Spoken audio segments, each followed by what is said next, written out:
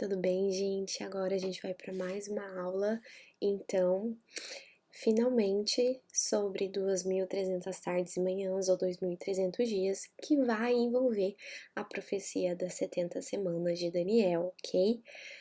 Um ponto muito importante é que para você seguir nesse estudo desta aula, você tem que ter assistido a aula sobre o livro de Hebreus, que a gente comenta sobre o santuário terrestre e o santuário celestial. E, claro, ter lido os capítulos, né? De 1 a 10, mas especialmente ali os de 5, do capítulo 5 ao 10 de Hebreus mesmo, tá bem? Então, se você já fez isso, tá tudo ali completado na sua lista, bora pra aula. O primeiro versículo que a gente tem, então, pra gente entender, dar o início, é o capítulo 8 de Daniel, do 13 ao 17. O contexto ali que a gente tem do capítulo, claro que você também tem que ler ele inteiro, e você vai ver que vai ter um destaque ali tanto contra em relação a Grécia, em relação a Medo-Persa, e aí a gente vê toda uma linguagem de santuário.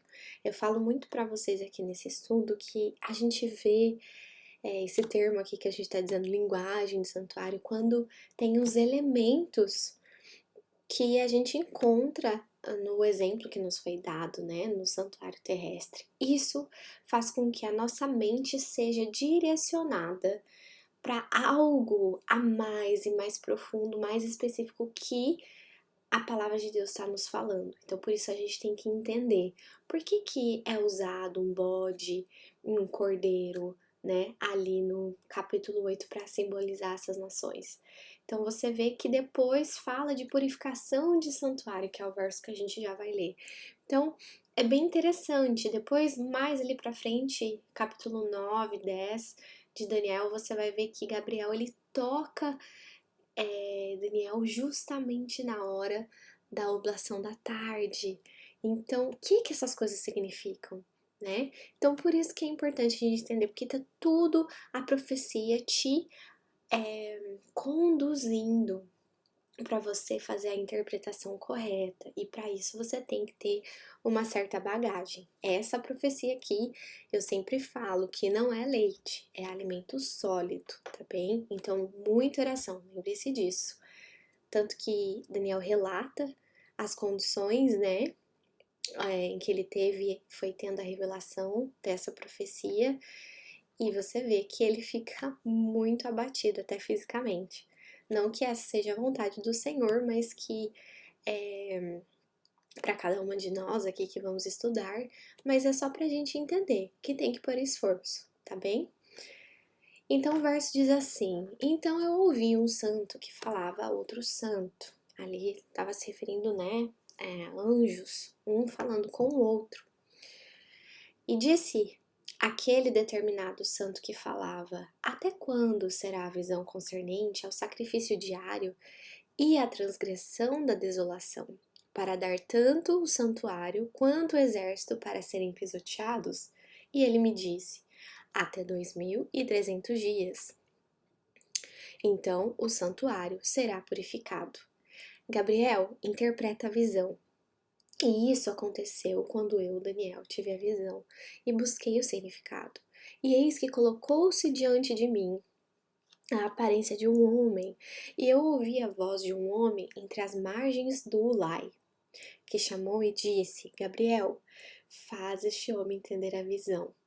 Então ele aproximou-se de onde eu estava, e quando ele chegou, temi e caí sobre a minha face. Porém, ele me disse: Entende, ó filho do homem, pois no tempo do fim será a visão.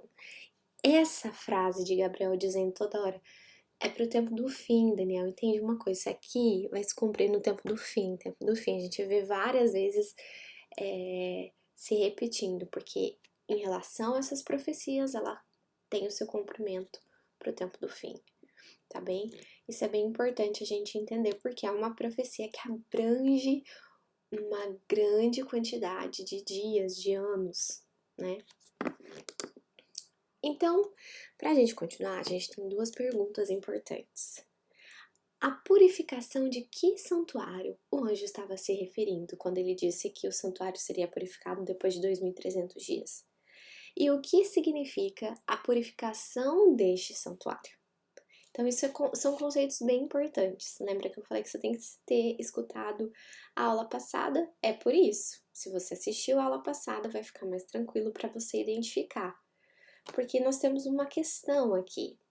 No santuário terrestre, a purificação do santuário, como nós vimos, ela acontecia uma vez ao ano, que era conhecido como o dia de Yom Kippur. Só que todo o santuário, o livro de Hebreus vai falar, o santuário terrestre era uma alegoria, era uma sombra de coisas que viriam. O cordeiro era a sombra do verdadeiro Salvador Jesus Cristo, né? O próprio sacerdote, o sumo sacerdote, representava o intercessor que apontava para Jesus, era uma sombra, né, de Jesus como nosso único intercessor. Então a gente precisa entender também que a cerimônia que envolve o santuário também é sombra de algo. A purificação do santuário era a sombra de alguma coisa. Em relação ao quê? Ao santuário celestial. Então, enquanto o santuário não faz sentido nenhum a gente entender ali que fosse o santuário terrestre, o santuário terrestre ele estava totalmente destruído, tá? Porque nesse momento Daniel estava na Babilônia e tudo mais, mas especialmente porque o santuário terrestre ele era purificado uma vez ao ano. Não acontecia, mesmo que a gente fosse interpretar esses 2.300 dias como dias literais, ele não ia acontecer daqui 2.300 dias para purificar. Devia acontecer anualmente, sabe? E isso foi algo estabelecido pelo Senhor. Era a antiga aliança, que não mudou até Jesus vir, né, e morrer e cumprir tudo na cruz.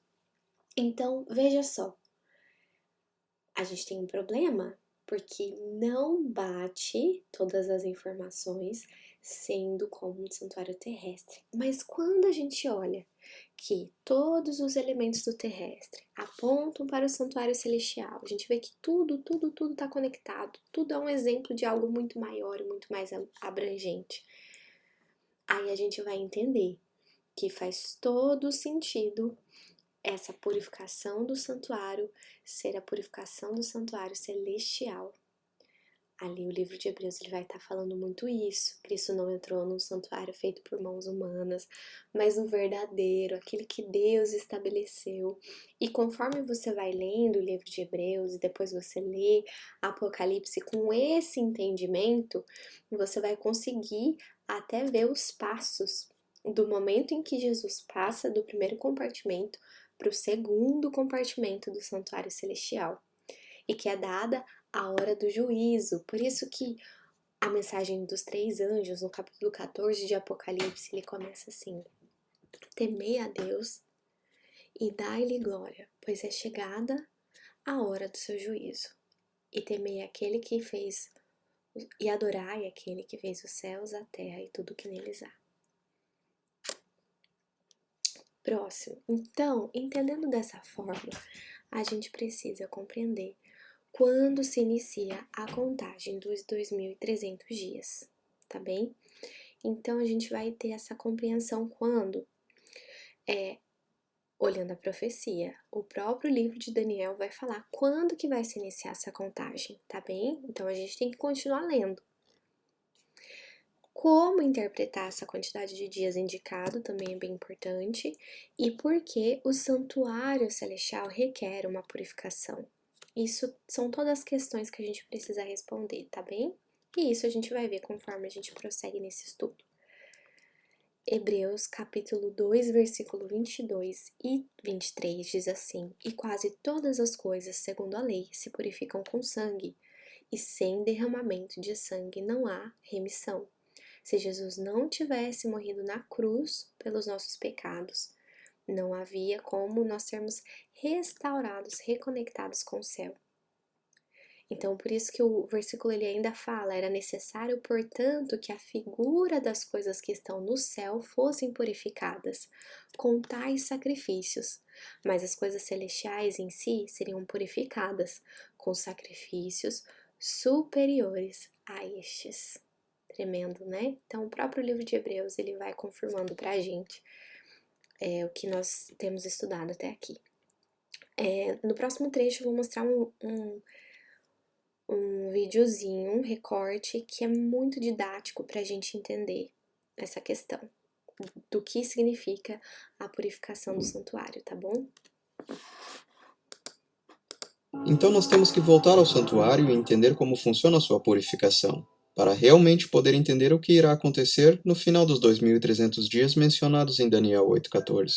O santuário foi uma estrutura de pátio e tenda dada por Deus a Moisés. Era ali onde os israelitas foram ordenados a levarem seus animais como sacrifício para o perdão dos seus pecados. A penalidade por violar os 10 mandamentos é a morte. No entanto, o caminho para o perdão foi providenciado por meio de um substituto. Para tal, o pecador era instruído a colocar a sua mão na cabeça do animal e confessar os seus pecados. Por meio desta confissão, os pecados cometidos por aquela pessoa eram simbolicamente transferidos ao inocente animal. O animal era então sacrificado no lugar do pecador, e o sangue do animal era levado pelo sumo sacerdote para dentro do santuário e borrifado diante do véu. Por meio deste processo, o registro dos pecados cometidos pelo transgressor eram transferidos para o santuário, aonde continuariam a ser acumulados ao longo do ano. A ideia era que conforme você confessava seus pecados dentro do santuário, que você se livrasse deles lá. E todos esses serviços levavam ao dia da expiação, e o dia da expiação era um serviço anual. E no final daquele ano é quando eles apagavam todos os pecados trazidos através daquelas diferentes ofertas. Esses pecados eram levados pelo sumo sacerdote para fora do santuário. Em outras palavras, o santuário era purificado dos pecados do povo de Deus no dia da expiação. Todo o sangue que estava ali é agora retirado e eles tinham uma oportunidade de começar novamente. Porque é o dia da expiação, para fazer expiação por vós perante o Senhor vosso Deus. Porque toda alma que naquele mesmo dia não se afligir, será cortada do seu povo. Se seus pecados não são transferidos, você é cortado. O termo cortado quer dizer que eles foram mortos. Eles estavam sendo julgados mesmo que não tenham transferido todos os seus pecados para lá. Guilherme Miller foi capaz de perceber isso, quando ele leu em Daniel capítulo 8 que havia essa purificação, que era uma mensagem de juízo. Se alguém não houvesse transferido todos os seus pecados para o santuário ao final do dia da expiação, e o santuário fosse purificado, essa pessoa teria que arcar com a penalidade do seu próprio pecado, que é a morte. Esse é o significado do termo cortado. Nos dias de Noé, assim como no dia da expiação, ocorreu um julgamento a fim de separar o culpado do inocente. Deus fez uma aliança com Noé, e aqueles que não entrassem no relacionamento desta aliança para receberem perdão de Deus eram cortados. E se eu convosco estabeleço a minha aliança, que toda a carne não será mais cortada pelas águas do dilúvio, e que não haverá mais dilúvio para destruir a terra. Então, o dia da expiação seria equivalente à mensagem da hora do juízo que Noé pregou em seus dias. Compreendendo que o dia da expiação e a purificação do santuário se referiam ao dia do julgamento, Guilherme Miller se voltou para a profecia de Daniel, que diz: até 2.300 tardes e manhãs e o santuário será purificado. Bom, aqui já tá bom para o que a gente precisa de informações. Então vocês viram, né? Esse vídeo ele ficou muito claro o que significa o dia da purificação do santuário, início do juízo de Deus. Então, dia de purificação, né? Ele usou uma outra palavra ali, purificação, e não estou lembrando agora qual é a outra palavra. E assim a gente continua, depois de vocês compreenderem o que significa purificação, conseguir visualizar como era o processo e assim ter a compreensão mais abrangente do que significa isso, se referindo a um santuário celestial, né? Então, esse dia de expiação é um tipo da hora do juízo de Deus. E da mesma forma, então houve um julgamento para que o povo fosse determinado quem seria salvo, quem não seria salvo no dilúvio. E da mesma forma vai haver e já se iniciou esse juízo de quem será salvo ou não. Quando Jesus voltar, já vai ter sido feito o juízo, entende? Então, claro que esse conversas e esse estudo sobre juízo, ele é muito mais profundo. Caso alguém tenha interesse de ver mais profundamente, entender mais, ficou com alguma dúvida sobre a questão do juízo, falem comigo que vai ser um prazer a gente poder conversar um pouquinho mais sobre isso, tá bem? Continuando, João capítulo 5, 22 e Daniel 7, do 9 ao 10, eu só queria trazer para vocês aqui mostrando que, assim como Jesus é o nosso intercessor, ele é o nosso advogado, ele também é o nosso juiz, tá bem? Então veja, João vai falar assim, e também o Pai a ninguém julga, mas deu ao Filho todo o juízo. E Daniel diz assim, eu continuei olhando até que foram postos uns tronos, e o ancião de dia se assentou, e a sua veste era branca como a neve, e o cabelo da sua cabeça como a limpa lã. O seu trono chamas de fogo, e as rodas dele fogo ardente. Um rio de fogo manava e saía de diante dele. Milhares e milhares o serviam. Milhões e milhões estavam diante dele. Assentou-se o juízo e abriram-se os livros. Os livros, sabe quais livros são esses? Os livros da vida. Tem o livro da vida do Cordeiro e cada um de nós temos um relato perfeitamente feito por um anjo da nossa vida. Tudo que está escrito neste livro da história da nossa vida, nossa biografia, por assim dizer, é perfeitamente escrita de forma que reflete perfeitamente o nosso caráter. E é de acordo com estes relatos que nós seremos julgados, tá bem? Então aqui a gente vê isso em Daniel capítulo 7, 9 a 10. E como eu comentei com vocês, Apocalipse 14, versículo 7, ele diz assim, temei a Deus e dai-lhe glória, porque é chegada a hora do seu juízo. Tem gente achando que o juízo vai chegar lá no futuro, mas Apocalipse está dizendo que temei a Deus e dai-lhe glória, pois é chegada a hora do juízo. A hora do juízo já chegou. Quando? Quando terminou os 2.300 dias da profecia de Daniel. Então, ele clama a adorar ao Criador. E adorar é aquele quem? O que fez os céus, a terra, o mar e a fonte das águas. O juízo se iniciou. Vocês devem adorar ao Criador. Esse é o chamado, né? Depois você pode ver, inclusive, a segunda mensagem angélica que se segue e depois a terceira mensagem. Tudo isso em continuação do capítulo 14 de Apocalipse. Daniel, então, capítulo 9, nós temos algumas questões aqui para a gente conversar.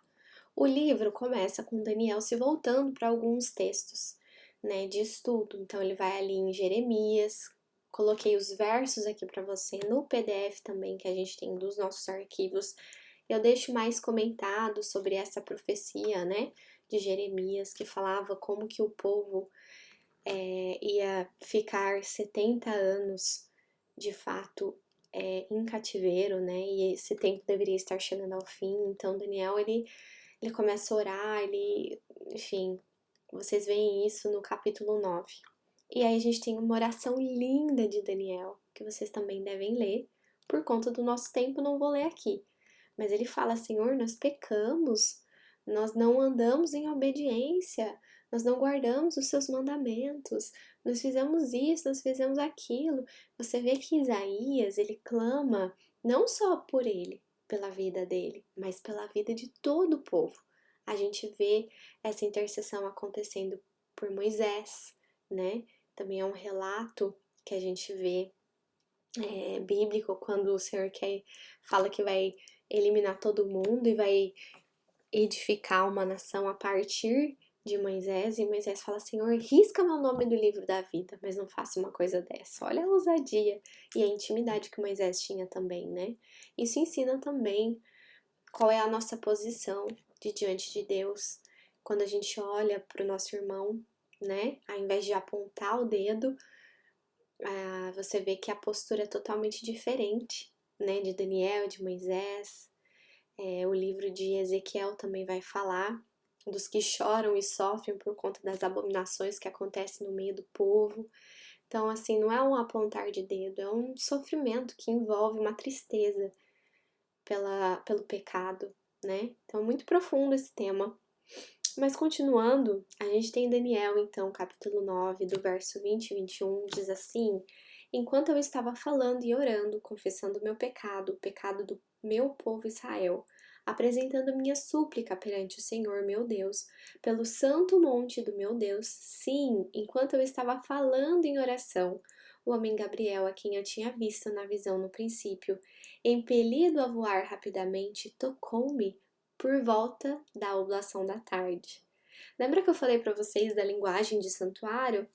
Pois bem, este é mais um verso, porque a oblação da tarde significa o sacrifício da tarde. Isso você tem na passagem de Êxodo, capítulo 29, 38 e 42, você pode conferir na sua Bíblia, tá bem? Então, você vê mais uma vez, o anjo toca bem na hora do sacrifício da tarde. Outra coisa importante da gente lembrar aqui, enquanto a gente prossegue, é que Jesus, ele morreu exatamente neste horário, na hora da oblação da tarde, tá bem? Olhem as conexões. Vocês conseguem refletir sobre esses detalhes? Depois me conta. Então, agora sim, a gente vai mergulhar na profecia. Então, a gente vê no capítulo 9, do versículo 23 ao 27, dizendo: No início das suas súplicas veio a ordem, e eu venho para te mostrar. Pois tu és grandemente amado. Portanto, entende a questão e considera a visão. 70 semanas são determinadas sobre o teu povo e sobre a tua santa cidade. Quem que era o povo de Daniel? O povo judeu. Qual que era a santa cidade? Jerusalém. Continuando. Para terminar a transgressão. Peraí, 70 semanas para terminar a transgressão? Por fim nos pecados? Fazer reconciliação por causa da iniquidade? Trazer justiça eterna? Selar a visão e profecia e ungir o Santíssimo? Muito interessante esses termos. A gente precisa parar para pensar. Terminar a transgressão, quem põe fim aos pecados, quem faz a reconciliação por conta da iniquidade, quem traz justiça eterna. Então a gente tem o cumprimento da visão e também a unção do santo, do Santíssimo. Isso é bem importante a gente entender, porque quando se inaugurava o santuário terrestre, havia a unção de todos os itens, e essa unção era feita com sangue derramado. A Bíblia fala em Hebreus que Jesus ele entrou num santuário não feito por mãos humanas, e também não foi nem por sangue de bodes e cordeiros, mas com seu próprio sangue, para efetuar uma redenção eterna. Lembrem disso. Continuando. Versículo 25. Saiba, portanto, e entenda. Desde quando? Atenção, porque agora a gente vai entender quando você começa a contabilizar o tempo da profecia. Veja, essa profecia é uma profecia messiânica. Então, é bem importante você saber contabilizar o tempo, porque você vai conseguir chegar no ano do batismo de Jesus, no ano que ele foi sacrificado e no cumprimento das 70 semanas. Continuando, então, desde quando? Desde a saída do mandamento para restaurar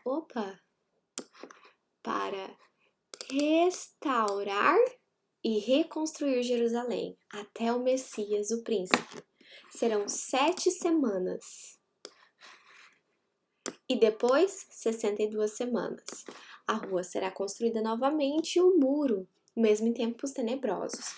Após as 62 semanas, o Messias será cortado, porém não por si mesmo. E o povo do príncipe que virá destruirá a cidade e o santuário. E o seu fim será como uma inundação. E até o final da guerra, desolações estão determinadas. E ele confirmará um pacto ou uma aliança, um concerto, depende de qual que é a sua tradução, tá bem? Com muitos por uma semana. No meio da semana ele fará o quê? Cessar o sacrifício e a oblação. Então, aqui é bem importante a gente ver isso daqui, que este que confirma o pacto, ele faz cessar o sacrifício e a oblação. E pela disseminação das abominações, ele a desolará até a consumação, e aquilo determinado será derramado sobre o desolado. Isso aqui é uma outra parte da profecia, que a gente fala numa próxima aula, mas aqui é bem importante a gente entender algumas coisas, tá bem? Primeiro, aqui ele fala assim, olha, primeiro, a saída da profecia se dá quando? Até vou dar um enter aqui que eu vou escrever para vocês. A gente tem na saída da ordem de reconstrução. O tempo passa a ser contado aqui, a partir da saída da ordem de reconstrução.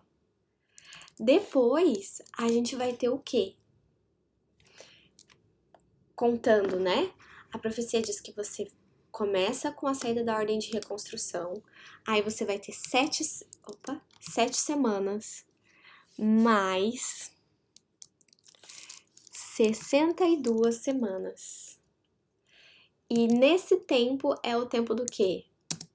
Porque diz que tem 7 semanas, depois 62 semanas, e então até o Messias, o príncipe, né? Messias.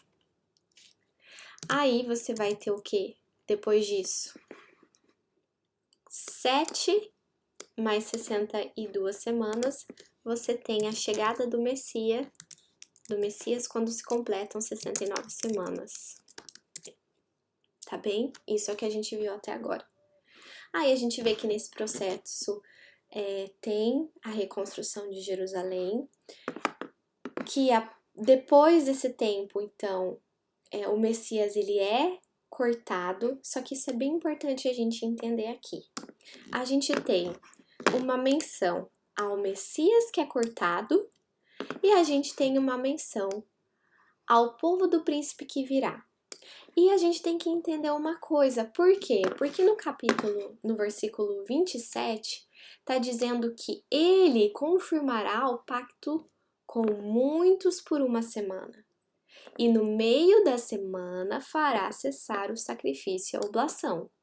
Então, a gente tem duas possibilidades, pensando em interpretações que a gente vê por aí dessa profecia. Uma delas, que é bastante popular, as pessoas creem que é a partir do povo do príncipe que virá. Então, eles acreditam que, de alguma forma, essa parte aqui que vai confirmar um pacto e que vai fazer cessar a oblação se refere ao príncipe. Porém, a gente tem que analisar que este que confirma o pacto por uma semana, ele faz cessar a oferta de sacrifícios e oblação. Quem que faz isso? Cessar o sacrifício e a oblação. O livro de Hebreus fala que quando Jesus viesse, agora você não precisava mais seguir aquela antiga aliança que requeria a matança de cordeiros e tudo mais, né, as ofertas. Por quê? Porque o verdadeiro cordeiro veio. Tanto que a gente tem que o véu se rasga de cima a baixo. Porque não é mais necessário você fazer sacrifícios e ofertas para o perdão dos seus pecados. Aonde você está, você pode ajoelhar e clamar para o Senhor e Ele vai te perdoar. No nome de Jesus. no nome do verdadeiro cordeiro que foi morto. Olha que tremendo isso. Então, vou seguir na interpretação, que eu creio que está mais em harmonia em todo o conjunto das escrituras. E depois eu vou fazer um vídeo pontuando quais são os problemas da interpretação que considera que o povo do príncipe que virá, que vai ser aquele que vai fazer cessar o sacrifício e tudo mais. Vou pontuar os problemas com isso, depois de explicar a profecia de acordo com a interpretação que mais está em harmonia com o livro de Hebreus, o livro de Daniel, toda a questão envolvendo o santuário, tá bem? Por isso que é importante a gente entender o que acontecia, o que deixava de acontecer, para a gente conseguir fazer os links corretamente, tá bem?